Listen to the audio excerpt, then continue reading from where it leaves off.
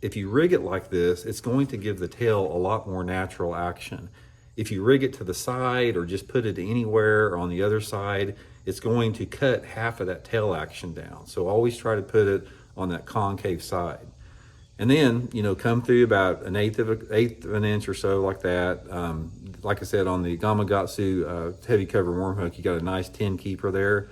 Come through until your keeper barb is on the outside. This is critical because this will lock it in place. And then this is one of my big deals, guys, we talk about. Do not just come through and put your hook back in the middle of the worm like that. This is how a lot of people do it.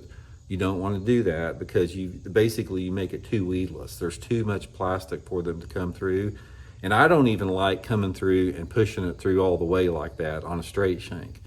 The way you want to do this is just come through and just skin hook it in the side. Just barely skin hook it, just like that. And the worm will stay perfectly straight and it's perfectly weedless as long as you get that barb in the side. And when that fish bites it, it's going to tear off of there really easy, and you got nothing but hook between you and the fish there.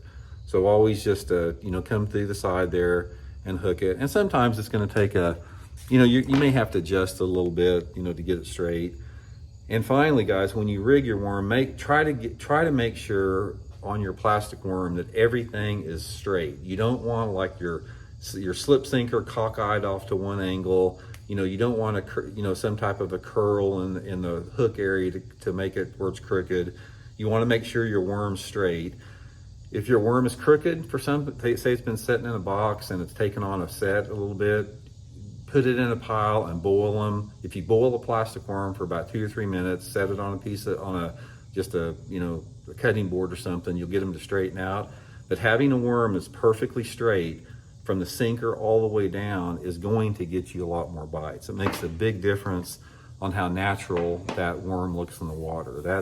That's one of the things I'm really adamant about. It's like, I go through my worm box, and if I've got any crooked worms, they all go into a pile, and I boil them and straighten them out. And you're gonna get them crooked a little bit because if you put them, I don't care if you put them in a bag or if you put them in a box, a plain old box like I do, some of them are gonna take a weird set, and it's just something you sort of have to deal with. Okay, now another thing I want to talk about with the hook and the weight here, as far as getting more bites with a plastic worm, is if you can get by with it, use the lightest slip sinker that you can. Now, say for example, this is a 10-inch worm and I've got a 3/16 ounce sinker on it, which is a pretty light sinker. One of the biggest mistakes that I see people make worm fishing is they use too heavy of a sinker. They use too many like 5/16, 3/4 and half, or excuse